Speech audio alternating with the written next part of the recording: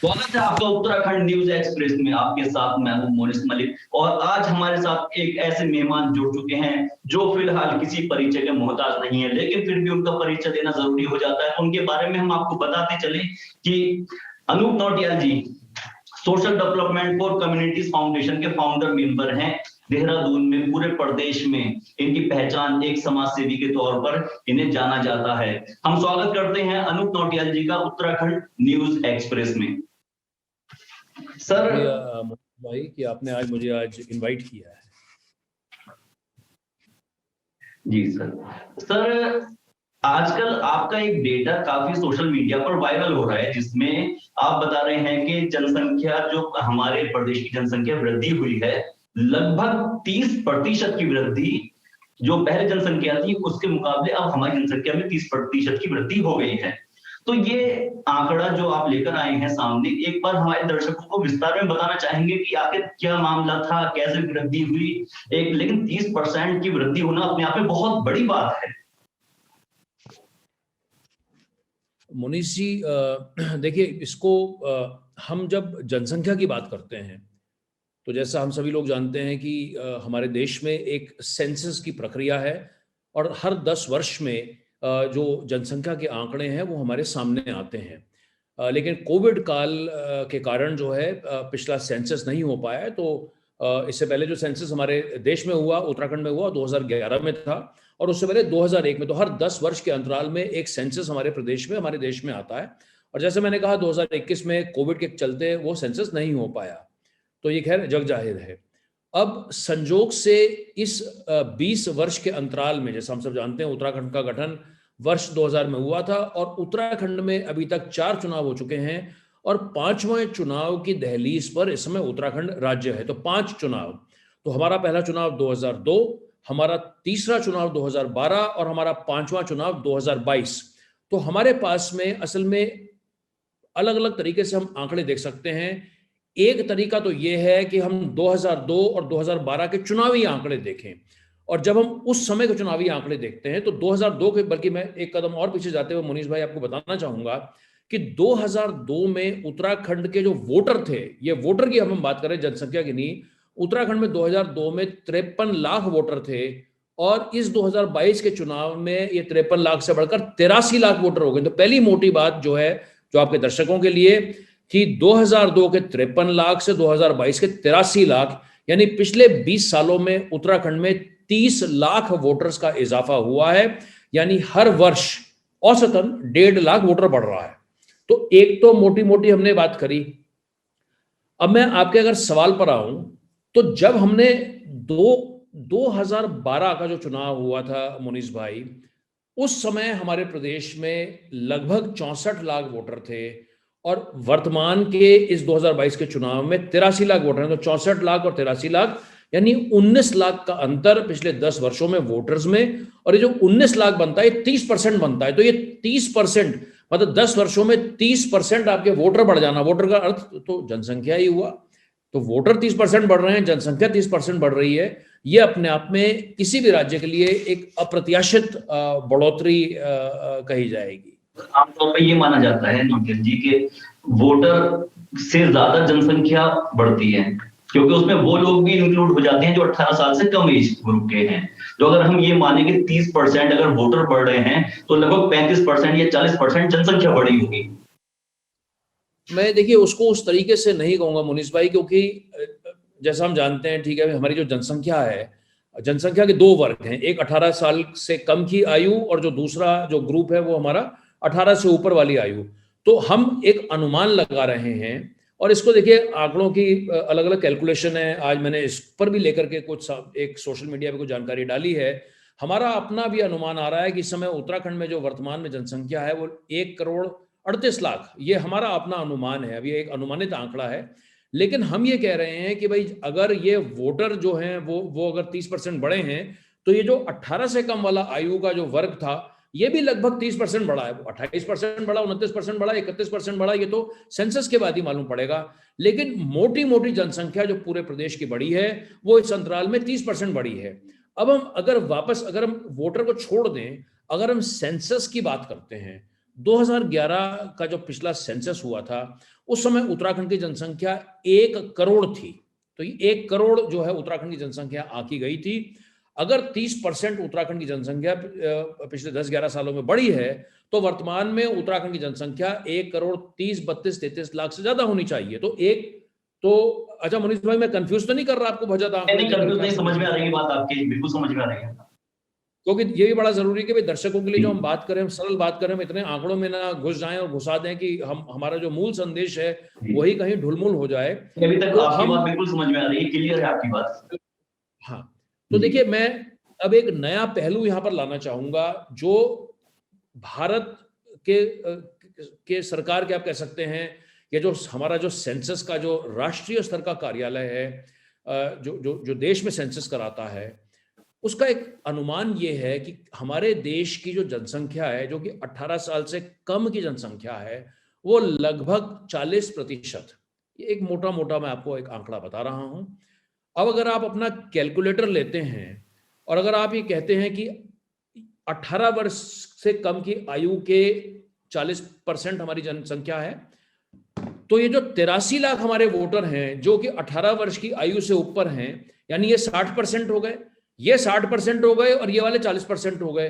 तो अगर हम अपना कैलकुलेशन करते हैं अपने कैलकुलेटर से, तो हम असल में उस आंकड़े पर आते हैं कि उत्तराखंड की वर्तमान में आज की तारीख में जनसंख्या 1 करोड़ 38 लाख होनी चाहिए। ये एक अनुमानित आंकड़ा है और इसमें ठीक है आपका और मेरा मत अलग हो सकता है, किसी दर्शक का कुछ और मत हो सकता है, और इसीलिए हम आज इस बात को बार बार उठा रहे हैं कि हम तो सिर्फ अनुमान लगा सकते हैं आंकड़ों के आधार पर, लेकिन एक बात मुनीष भाई बड़ी महत्वपूर्ण है कि ये जो 83 लाख वोटर्स का आंकड़ा है, ये एक पुख्ता आंकड़ा, ये हमारा आंकड़ा नहीं है, ये अनुमानित आंकड़ा नहीं है, ये चुनाव आयोग का आंकड़ा है। चुनाव आयोग ने हमें बताया है कि उत्तराखंड में 82,66,644 वोटर हैं इस 2022 के चुनाव में। मैं फिर से इसको दोहराता हूं, 82,66,644। तो हमने उसको राउंड ऑफ कर दिया है। 2012 में सर आपने कितने बताए, कितने वोटर थे? लगभग 2012 में जब हमने उसको राउंड ऑफ किया तो 54 लाख वोटर थे। 54 लाख वोटर थे। 2012 में 64 लाख वोटर थे। 2012 में 64 लाख वोटर थे और अब 83 लाख वोटर हो गए, तो 19 लाख वोटर 10 वर्षों में बढ़े हैं। अच्छा सर, एक बात जो यहाँ पे बहुत कॉमन से सवाल यहाँ जो उठ रहा है वो ये कि प्रदेश पलायन की समस्या से जूझ रहा है। हर जगह पलायन की समस्या है, पहाड़ों के ऊपर चले जाइए पलायन की समस्या, गांव के गांव पलायन की समस्या से खाली हो चुके हैं। आज गांव में घर में ताले लगाने वाले नहीं है वहां पर। तो लेकिन जब उत्तराखंड की आबादी दिल्ली जा रही है, बंबई जा रही है, नोएडा गाजियाबाद में बस रही है, तो फिर यहाँ वृद्धि उल्टी हो रही है। तो ये बात सर कुछ कंफ्यूजिंग नहीं हो रहा है यहाँ पर? मुनीष भाई, बहुत ही आपका उम्दा सवाल है जो आपने सवाल किया। देखिए, इसमें हमको इस बात को अलग अलग तरीके से समझना होगा। पहली बात तो यह है कि उत्तराखंड में आप तो एक युवा हैं, उत्तराखंड में जब पलायन हो रहा है, सवाल यह है भाई पलायन हो कहां से रहा है। पहले हम मोटी मोटी बात करते हैं। अधिकांश पलायन जो है हम ये सब मानते हैं कि भाई पहाड़ों से हो रहा है, पर्वतीय जिलों से, पर्वतीय क्षेत्रों से हो रहा है। अब सवाल ये उठता है कि ये पलायन हो कहां रहा है, भाई लोग जा कहां रहे हैं? तो क्या लोग उत्तराखंड के बाहर जा रहे हैं? जो आपका सवाल है, क्या लोग उत्तराखंड के बाहर दिल्ली, बंबई, कलकत्ता, मद्रास जा रहे हैं, चंडीगढ़ जा रहे हैं, लखनऊ जा रहे हैं, या कहां जा रहे हैं? असल में 20, 30, 40 साल पहले जब पलायन होता था, अधिकांश लोग जो है उत्तराखंड के, वो उत्तराखंड से बाहर जाते थे।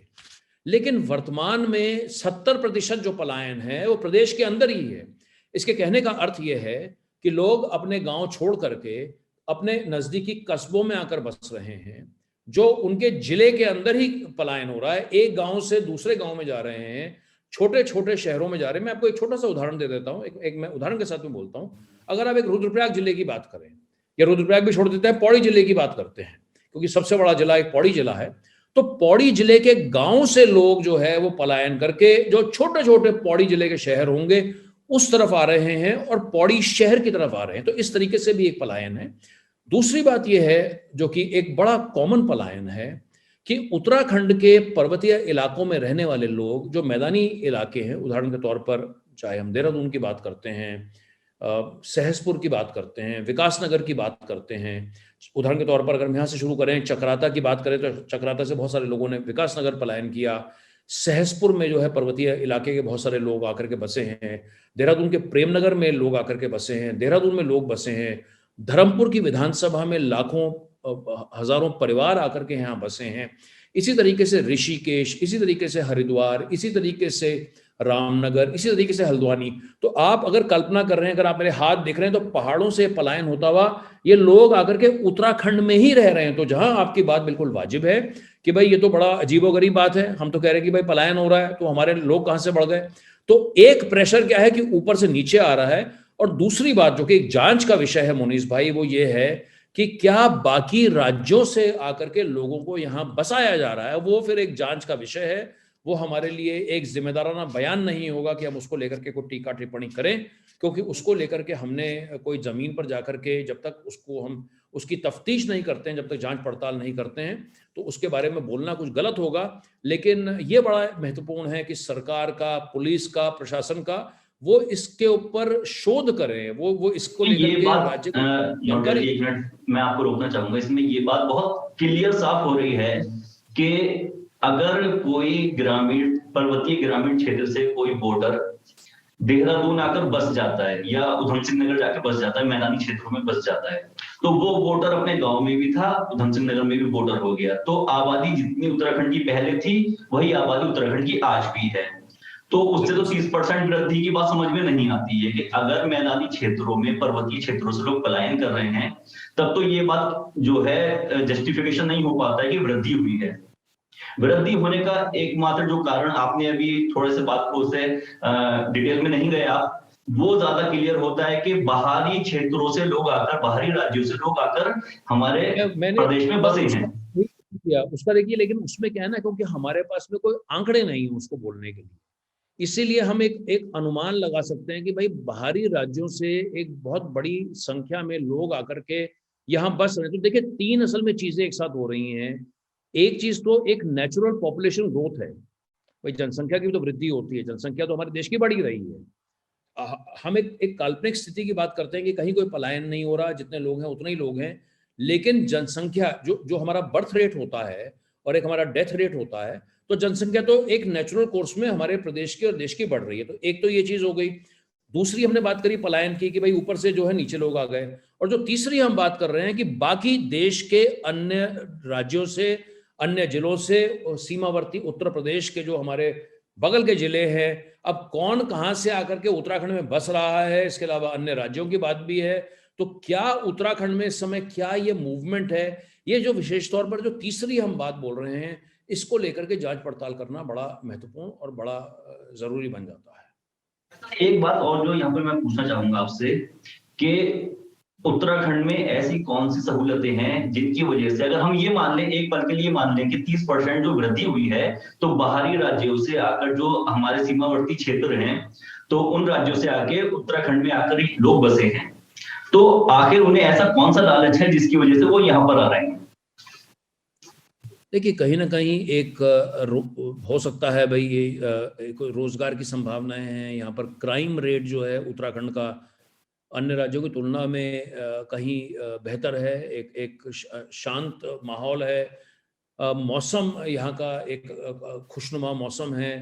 लोग यहाँ पर जो हैं, आपको ज़्यादातर हम देखते हैं कि एक शांति प्रिय लोग हैं। तो एक जो ओवरऑल लाइफ है वो बेहतर है। उसके अलावा अगर हम एक और बात देखते हैं, मैं अगर चाहे वो देहरादून है, चाहे वो हल्द्वानी है, बाकी अन्य शहर हैं, ये एक हमने चीज यहाँ देखी है कि जो भी इन शहरों में बाकी राज्यों से या बाकी जगह से काम करने भी आता है, कोई पेशेवर आदमी भी है, कोई प्रोफेशनल आदमी भी है, आपकी तरह पढ़ा लिखा, या जैसे चलिए जो थोड़ा बहुत हमने अपने जीवन में पढ़ाई वढ़ाई करी है, ऐसा इंसान कोई भी यहाँ आता है, वो देहरादून और इन सब जगहों में इतना रम जाता है उत्तराखंड में कि वो निर्णय करता है कि भाई अब तो मैं इधर आया था 1 साल के लिए, लेकिन अब मैं अपना मकान ही यहाँ बना रहा हूँ। तो इस किस्म की भी जो है एक बहुत बड़ी एक संभावना है। और हम अपने इर्द गिर्द भी बहुत सारे ऐसे लोगों को जानते हैं जिन्हें यहाँ का माहौल बड़ा पसंद आता है, उत्तराखंड का माहौल पसंद आता है, उत्तराखंड तमाम ऐसी जो चीजें हैं उसको लेकर के। तो इसलिए जो है यहाँ पर लोगों की बसावट हो रही है। कोरोना काल के बाद में भी अगर आप विशेष तौर पर देखेंगे जिस किस्म की समस्याएं बड़े शहरों में हुई हैं, भले ही अभी किसी पर इस किस्म के आंकड़े नहीं आए हैं, लेकिन सोशल मीडिया के माध्यम से हमने देखा भी है, सुना भी है, पढ़ा भी है कि ये जो चाहे वो वायु प्रदूषण है या इस किस्म की चीजें हैं, उसको लेकर के भी कई परिवार जो हैं वो दिल्ली जैसे महानगर छोड़ करके उत्तराखंड में आकर के बस रहे हैं, रच रहे हैं, बस रहे हैं। एक और चीज मुनीस भाई, अब दुनिया बदल चुकी है, दुनिया के काम करने के तरीके अलग हैं। बहुत सारे लोगों के हो सकता है कि ठीक है उनका व्यापार कहीं पर है लेकिन वो यहाँ से आकर के काम करते हैं, वर्क फ्रॉम होम का कल्चर है। अब चाहे वो फ्लाइट की बात कर लें, चाहे सड़कें बेहतर हो रही हैं, तो इस किस्म का भी कहीं ना कहीं पर इन चीज़ों से भी ये जो हमारी जो बढ़ती जनसंख्या है इस पर प्रभाव पड़ने की संभावना है। बढ़ती जनसंख्या का एक जो सबसे बड़ा ड्रॉबैक जो है वो ये भी है कि मैदानी, जैसा कि मैंने आपका डेटा पढ़ा तो उसमें आपने बताया कि सबसे ज्यादा जनसंख्या वृद्धि जो हुई है वो मैदानी क्षेत्रों में हुई है। उधम सिंह नगर और देहरादून, इन 2 डिस्ट्रिक्ट में सबसे ज्यादा वृद्धि हुई है, लेकिन क्राइम भी तो इन 2 डिस्ट्रिक्ट में सबसे ज्यादा बढ़ गया है। मुनीस भाई फिर भी अगर हम देखिए अगर हम एक बड़ी तस्वीर में क्राइम देखते हैं, देखिए क्राइम तो खैर पूरे विश्व में है, देश में है और उत्तराखंड में भी है, लेकिन अगर हम एक बड़ी तस्वीर में देखते हैं रिलेटिवली मैं एक तुलनात्मक दृष्टिकोण से उत्तराखंड में जो क्राइम रेट है अन्य राज्यों की तुलना में कम है, इसमें कहीं कोई संदेह नहीं है। हम एक मोटी मोटी बात इस समय बोल रहे हैं और तो मतलब एक मोटी मोटी जैसे मैंने आपसे बात बोली, और ये बिल्कुल बात सही है कि जो सर्वाधिक जो वोटर में जो वृद्धि आई है वो मैं आपके साथ साझा करना चाहूंगा, आपके दर्शकों के साथ में भी। सबसे ज्यादा जो वृद्धि हुई है वो उधम सिंह नगर जिले में 43% वोटर बढ़ा है, पिछले 10 सालों में 43% वोटर बढ़ा है। तो और एक इसमें मैं मुनीस भाई एक और बात भी यहाँ पर बोलना चाहूँगा। देखिए ये कई बार ये बात सामने भी आती है और हमारे इसको लेकर के राजनेताओं पर ये आरोप लगाए जाते हैं कि अपने जिसे कहते हैं कि अपनी वोट की फसल के लिए वो लोगों को यहाँ पर आकर के बसा देते हैं। अब ये कितना सही है और ये कितना गलत है, ये तो फिर से एक जांच का विषय है। लेकिन एक आम जनमानस में और मीडिया में एक बहुत बड़ी धारणा ये है कि हजारों लोगों को नेताओं द्वारा वोट बैंक के तौर पर बसाया गया है। तो अब जैसा मैंने कहा भाई इसमें कितना सत्य है कितना नहीं है तो फिर से जांच का विषय है। लेकिन वापस आपके सवाल पर लौटते हैं, 43% जो जनसंख्या में वृद्धि हुई है वो उधम सिंह नगर में वोटर जनसंख्या नहीं वोटर उधम सिंह नगर में बढ़ा है। देहरादून में 41% वोटर बढ़ा है, नैनीताल में 32% वोटर बढ़ा है और हरिद्वार में जिले में 31% वोटर बढ़ा है। तो यहाँ पर इतने ज्यादा वोटर बढ़े हैं। और जब हम पर्वतीय जिलों की बात करते हैं, सबसे ज्यादा वोटर 25% उत्तरकाशी में, 23% टिहरी जिले में, 23% पिथौरागढ़ जिले में, और ये हम बात कर रहे हैं 2012 से 2022 की। रुद्रप्रयाग में 23%, चंपावत में 21%, बागेश्वर में 20%, चमोली में 19%, पौड़ी में 18%, और जो सबसे कम जो वोटर की संख्या बढ़ी है वो अल्मोड़ा में 13% बढ़ी है 10 वर्षों में। तो ये कुछ आंकड़े हैं। तो अगर हम देखें सबसे शीर्ष पर उधम सिंह नगर 43% के साथ में वोटर की वृद्धि, और सबसे कम इन 13 जिलों में अल्मोड़ा में 13% की वृद्धि। तो ये कुछ आंकड़े आपके दर्शकों के लिए। अल्मोड़ा से जैसा कि आपने अल्मोड़ा का जिक्र किया, तो अल्मोड़ा से मुझे एक बात ये भी याद आई कि इससे पहले एक रिपोर्ट हमने अपने वेब पोर्टल पे आपकी पब्लिश की थी, उसमें आपने बताया था कि अल्मोड़ा में सबसे कम वोटिंग होती है। इससे पहले जो रिपोर्ट थी आपकी उसमें आपने बताया था सबसे कम वोटिंग अगर प्रदेश में किसी जिले में होती है तो वो अल्मोड़ा डिस्ट्रिक्ट है। तो कुछ कारण बता सकते हैं कि क्या कारण है कि इतनी कम वोटिंग क्यों होती है वहां पे? क्या वोटर कम हो गए हैं इसलिए वोटिंग कम होती है या फिर कोई और कारण है? देखिए ये बड़ा अच्छा सवाल है मुनीस भाई, और इसको लेकर के हमने अभी हाल ही में कुछ समय पहले अपनी एक विस्तृत रिपोर्ट जारी करी थी उत्तराखंड की 70 विधानसभाओं का अध्ययन करने के बाद में। और उसमें मैं कुछ मोटी मोटी आपको बात बताऊं तो फिर से मैं ये बोलना चाहूँगा कि भाई 13 जिले हैं, सबसे ज़्यादा वोट कहाँ पड़ रहा है? तो सबसे ज़्यादा वोट भी उत्तराखंड में जो है उधम सिंह नगर जिले में और हरिद्वार जिले में। ये दो, अब हम बात करें 2017 के चुनाव की, 2017 के चुनाव में सर्वाधिक जो वोट पड़ा था वो उधम सिंह नगर जिले और हरिद्वार जिले में 75-76% वोट पड़ा था। और जो सबसे कम जो वोट पड़ा था वो हमारे अल्मोड़ा में 53, सबसे कम 53% अल्मोड़ा में, पौड़ी में लगभग 55%, उसको हम राउंड ऑफ कर रहे हैं, और टिहरी में 56%। सबसे कम वोट अल्मोड़ा, पौड़ी और टिहरी, ये फिर से पर्वतीय जिले हैं। अब इन जब हम 9 पर्वतीय जिलों की बात करते हैं, पौड़ी, टिहरी, उत्तरकाशी, रुद्रप्रयाग, चमोली, अल्मोड़ा, पिथौरागढ़, चंपावत और बागेश्वर, इन 9 जिलों में 34 सीटें आती हैं। 2017 के चुनाव में इन 9 पर्वतीय जिलों की 34 सीटों पर औसत 51,000, मात्र 51,000 वोट पड़ा था। और इसका जो सबसे बड़ा संभवतः कारण है वो पलायन है, क्योंकि जो पुरुष हैं वो नौकरी, धंधे पानी और रोजी रोटी के चक्कर में अपने घरों में नहीं रहते हैं। वो कहीं ना कहीं महानगरों में, हो सकता है देहरादून में नौकरी करते हो सकता है वो कोटद्वार में नौकरी करते हो सकता है वो हल्द्वानी में नौकरी करते हो, लेकिन जिस दिन वोटिंग का दिन है उस दिन नहीं जा पाते। 2017 की भी अगर आप बात करें तो 2017 भले ही उस दिन अवकाश होता है, छुट्टी होती है, लेकिन 2017 के चुनाव में भी जो था वो बुधवार को चुनाव हुआ था। तो कई बारी भाई रोजी रोटी के चक्कर में कामकाजी आदमी जो है वो नहीं जा पाता है। और एक बड़ा कारण पलायन है मुनीष भाई। इसके अलावा एक और हमने उसके बाद दूसरी रिपोर्ट जारी करी थी इससे जुड़ी हुई, जहां पर हमने ये देखने का प्रयास किया था कि महिलाओं का उत्तराखंड के लोग। मैं आपको एक सेकंड के लिए रोकना चाहूंगा, एक बात जो सामने आ रही है निकल के, अल्मोड़ा डिस्ट्रिक्ट की आप बात कर रहे हैं, अल्मोड़ा में सबसे कम वोटिंग होती है, पलायन सबसे ज्यादा अल्मोड़ा में है, और बेरोजगारी भी सबसे ज्यादा अल्मोड़ा में ही है। तो जब वहां पर बेरोजगारी है तो वो वोट जॉब के लिए, नौकरी, रोजगार तलाशने के लिए दूसरे जिलों में जा रहा है, वहां का रुख कर रहा है वो। अब वहां का रुख कर रहा है तो फिर वो वोटिंग वाले दिन वो मतदान केंद्र पे नहीं पहुंच पा रहा, जिसकी वजह से पूरे का पूरा जो सिस्टम है, जो ये ताना बाना जो बुना हुआ है, ये पूरा डिस्टर्ब हो रहा है। बिल्कुल बिल्कुल, आप बिल्कुल, हमने भी यही बात बोली, आप और हम एक ही बात बोल रहे हैं जी। हमारे शब्द अलग है कि भाई वो पलायन ही है, वो मुख्य कारण पलायन है। अब इसका भी हम तो बार बार इसी बात को उठा रहे हैं कि भाई इस पर भी आप कोई शोध करिए, इस पर भी जाके सरकार जाकर के, सरकार की कोई एजेंसी जाकर के ये पता लगाने की कोशिश करें। तो मैंने जिस हिसाब से महिलाओं वाली बात करी मुनीष भाई, वो भी मैं आपके साथ में एक, मैं आने वाला था उस सवाल पे, आपकी महिलाओं के लिए जो आपका डेटा था, जरा एक बार उस पर भी डिस्कस कर लेते हैं, महिलाओं से रिलेटेड जो आपने बात कही थी। मैं उसी पर आ रहा हूँ कि जो इन 34 सीटों में से, जो हम पहाड़ की 34 सीटों की बात कर रहे हैं, उन 34 सीटों में 33 सीटों पर महिलाओं ने पुरुषों से ज्यादा वोट डाला था। अब इसमें देखिए, मैं फिर से एक और बात दोहरा देता हूँ। 2 चीज है, एक तो चीज है कि भाई सूची में किस किस के नाम है, किस किस ने वोट डालना है, एक चीज तो ये हो गई।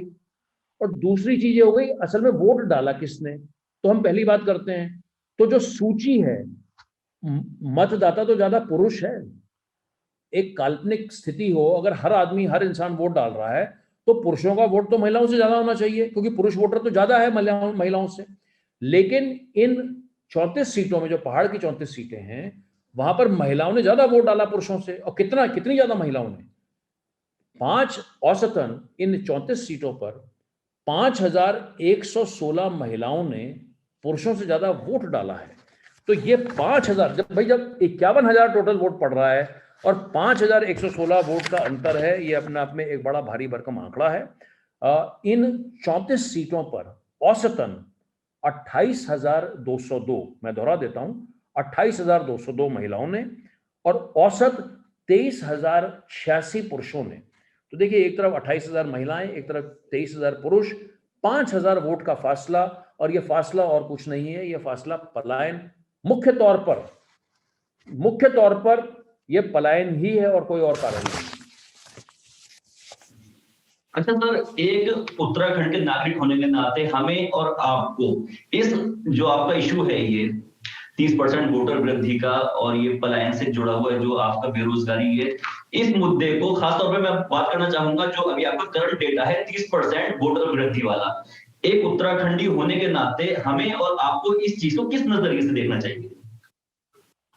देखिए, इसके कई सारे पहलू हैं। इसमें अगर हम सबसे पहले तो हम इसको एक सरकार के पब्लिक डिलीवरी और सरकार की जो वित्तीय स्थिति है, एक जो सरकार का दायित्व, सरकार का कर्म और धर्म, क्योंकि सरकारों की जिम्मेदारी ये है कि उन्हें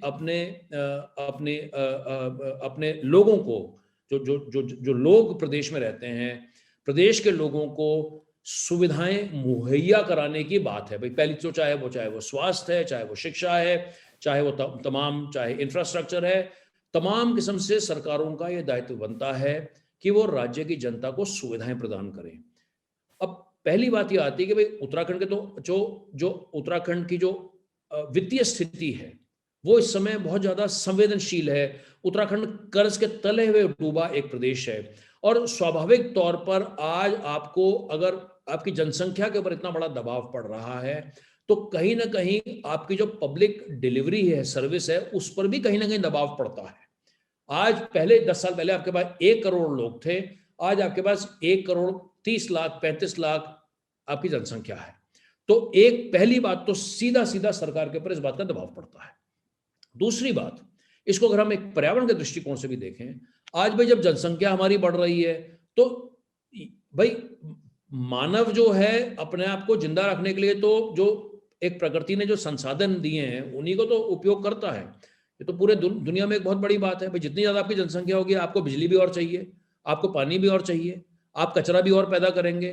तमाम जो चुनौतियां और लोगों से उत्पन्न होती हैं, आपको अस्पताल के भी और पलंग चाहिए, ज्यादा लोग बीमार पड़ेंगे, आपको ज्यादा डॉक्टर चाहिए, आपको ज्यादा दवाइयां चाहिए। तो ये सारी चीजों के लिए जो है आपके सिस्टम पर, आपके पर्यावरण पर, आपके नेचुरल रिसोर्सेस पर उसके ऊपर असर डालता है। एक इसका एक पहलू और ही है। तीसरा पहलू मोनीश भाई, इसको हमारे को एक राजनीतिक पहलू भी देखना पड़ेगा। उत्तराखंड जैसा आप जानते हैं एक पर्वतीय प्रदेश है। उत्तराखंड का गठन एक पर्वतीय प्रदेश की अवधारणा के तहत हुआ और राजनीतिक तौर पर जितना ज्यादा उत्तराखंड के मैदान मजबूत होते हैं उत्तराखंड का पहाड़ उतना ही कमजोर पड़ता है। 2007 और 2002 का जो चुनाव है वो परिसीमन से पहले हुआ था। आप तो एक जागरूक रिपोर्टर हैं, आपको तो पता ही है ये वाली बात, लेकिन आपके दर्शकों के साथ भी साझा करना चाहेंगे कि 15 वर्ष पूर्व जो उत्तराखंड में चुनाव हुआ था उस समय पहाड़ में 40 सीटें थी और आज 34 सीट हैं, तो 6 सीट पहाड़ की कम रह गई हैं। 2026 में फिर से जो डिलिमिटेशन कमीशन है, जिसको हम परिसीमन कमीशन कहते हैं, वो अपनी बैठकों का दौर और अपने अध्ययन का दौर फिर शुरू करेगा। अगले 5-10 साल के बाद में उत्तराखंड का राजनीतिक भूगोल कहाँ पर होगा ये हमें नहीं मालूम, क्योंकि जो परिसीमन होता है जनसंख्या के आधार पर होता है। अगर आने वाले समय में भी उत्तराखंड में 70 सीटें रहती हैं तो कोई बड़ी बात नहीं है कि पहाड़ों में 34 से सीट घट करके 28 सीट रह जाए, 25 सीट रह जाए, कितनी सीट रह जाए ये तो भविष्य के गर्त में छुपा हुआ है। तो ये इसके बहुत सारे पहलू, बहुत सारे इसके आयाम जो हैं वो देखने वाली बात है। एक आखिरी बात मैं यही बोलना चाहूंगा कि जब इतना ज्यादा आपका पलायन हो रहा है, जब आपके शहरों के ऊपर लोड पड़ रहा है, तो क्या आपके शहरों में वो क्षमता है? भाई किसी भी शहर की भी तो अपनी क्षमता है ना, एक कैरिंग कैपेसिटीज को हम कहते हैं। वो आपका कोई भी शहर कितना आपका लोड झेल लेगा। आज आप देहरादून शहर की बात कर लीजिए, देहरादून में कहीं ना आकर तो शहर चरमराएगा ना। शहर में बिजली पानी, कितना पानी आप दे सकते हैं, कितने आपके पास जमीन है, कितने आप घर बना सकते हैं। तो ये ऐसे तमाम बहुत सारे ऐसे मुद्दे हैं जिसके लिए हमें तैयार होने की आवश्यकता है। अच्छा, बस लास्ट सवाल मैं आपसे पूछना चाहूंगा नौटियाल जी कि आपने समस्या बता दी, समस्या का जो हम पर इम्पैक्ट होगा वो बताया आपने। अच्छा, इसका एक सॉल्यूशन बता दीजिए ताकि दर्शकों को ये सॉल्यूशन भी समझ में आ जाए कि ये उसका उपाय है। Very good. मैं मोनीश भाई आपके सवाल से बहुत खुश हूं, क्योंकि हम लोग कई बारी समस्याओं की तो बात करते हैं लेकिन हम समाधान नहीं तलाशते। तो मैं आपको इसके लिए थैंक्स बोलना चाहूंगा कि आपने सवाल को उठाया। देखिए, सबसे पहली बात मेरा ये मानना है कि किसी भी चीज का समाधान ढूंढने के लिए हमें उसकी वास्तविक स्थिति के बारे में मालूम होना चाहिए। हम और वो हमें तभी मालूम पड़ेगा जब हम उस विषय को लेकर के गंभीर होंगे। हमारी, चाहे वो संस्था की बात है, मैं अपनी व्यक्तिगत बात बोलूं, हम सभी चीजों को एक आंकड़ों के दृष्टिकोण से भी देखने का, समझने का, परखने का प्रयास करते हैं। आपके सवाल का जवाब देने के लिए मैं कहूंगा कि सबसे पहली बात तो यह है कि जो उत्तराखंड की अब जो भी सरकार बने वो आंकड़ों के माध्यम से उत्तराखंड की स्थिति को स्वयं भी समझे और बड़े स्पष्ट और पारदर्शी तरीके के साथ में उत्तराखंड के लोगों के साथ में जानकारी भी साझा करें। हमारा बहुत बारी का यह अनुभव है कि हम लोग अंधेरे में तीर चलाते हैं, क्योंकि सरकारों के बीच में और लोगों के बीच में कहीं कोई संवाद नहीं होता। पहली बात तो हमने ये करी कि भाई आप उस स्थिति का पता लगाइए। दूसरी बात यह है कि आप भाई कोई, आपके पास तो इतनी बड़ी फौज है सरकारों के पास में, आपके साथ में तो लाखों लोग आपके साथ जुड़े हुए हैं। भाई आप ये बताइए ना कि अगले 10 साल के बाद में उत्तराखंड में क्या होने वाला है, अगले 20 साल में उत्तराखंड की जनसंख्या क्या होगी, अगले 30 साल में उत्तराखंड की जनसंख्या क्या होगी। तो दूसरी बात तो ये हो गई। और तीसरी बात, आप जो भी काम करें, आप जो भी अपनी प्लानिंग करें, चाहे वो शिक्षा के क्षेत्र में है, चाहे वो स्वास्थ्य के क्षेत्र में है, चाहे वो सड़कों के क्षेत्र में है, चाहे वो रोजगार के क्षेत्र में है, चाहे वो कृषि के क्षेत्र में है, चाहे वो किसी भी क्षेत्र में है, आपको आज के लिए भी प्लान करना है, आपको अगले साल के लिए भी प्लान करना है, आपको अगले 5, 10, 15 साल के लिए भी प्लान करना है। तो इस किस्म की जब तक प्लानिंग हम लोग नहीं करेंगे, जब तक हम उस प्लान पर नहीं चलेंगे, जब तक हम उस प्लान की मॉनिटरिंग नहीं करेंगे, जब तक हम भ्रष्टाचार को, अब वो खैर वो तो एक काल्पनिक बात है कि हम भ्रष्टाचार को खत्म कर दें, लेकिन अगर हम कम से कम भ्रष्टाचार को तो कम तो करें, अपने काम में कम से कम गुणवत्ता तो लाएं। तो जब तक ये सारी चीजें नहीं होंगी, हमें मल्टीपल फ्रंट्स पर चलना पड़ेगा। जब तक हम मल्टीपल फ्रंट्स पर नहीं चलेंगे, जब तक हम रचनात्मक तौर से नहीं चलेंगे, जब तक हम एक नई सोच के साथ नहीं चलेंगे, हम देखिए उसी घिसे पिटे रूट पर चलेंगे जिस तरीके से हम पिछले 20-21 सालों में चले हैं। तो मैं आपके दर्शकों को मैं विचलित नहीं करना चाहता, लेकिन कोई भविष्य जो है वो बहुत ठीक नहीं है। हमें नए सिरे के साथ में, एक नई ऊर्जा के साथ में, एक नई उमंग के साथ में, एक नई सोच के साथ में, एक नई कार्य संस्कृति के साथ में हमें आगे बढ़ना पड़ेगा। हमें एक नया प्लान सामने लेकर के आना पड़ेगा। हमें बड़ी ईमानदारी के साथ में, बिना करप्शन के, बिना भ्रष्टाचार के उस प्लान को आगे लाना पड़ेगा, तभी जो है कुछ स्थायी समाधान संभव है। जैसा कि आज आपने देखा हमारे साथ अनूप नौटियाल जी जुड़े हुए थे, काफी गंभीर मुद्दों पर आज हमने इनसे बात की। और सरकार, जैसा इन्होंने बताया कि सरकार कोई भी आए, उसे इन आंकड़ों को ध्यान में रखना पड़ेगा, बुद्धिजीवियों को सुनना पड़ेगा। पहाड़ को पहाड़ रखना है, उत्तराखंड को अगर उत्तराखंड बनाए रखना है तो बुद्धिजीवियों का सहारा लेना ही पड़ेगा, आंकड़ों पे ध्यान देना ही पड़ेगा। हम शुक्रिया अदा करते हैं अनूप नौटियाल जी का, उत्तराखंड न्यूज एक्सप्रेस की तरफ से आप हमारे प्रोग्राम में आए और हमारे दर्शकों को काफी गंभीर मुद्दों से आपने जागरूक किया। आपका बहुत बहुत शुक्रिया कि आपने आज मुझे आमंत्रित किया और मेरे को आपसे बात करने में और आपकी बातें सुनने में बहुत अच्छा लगा।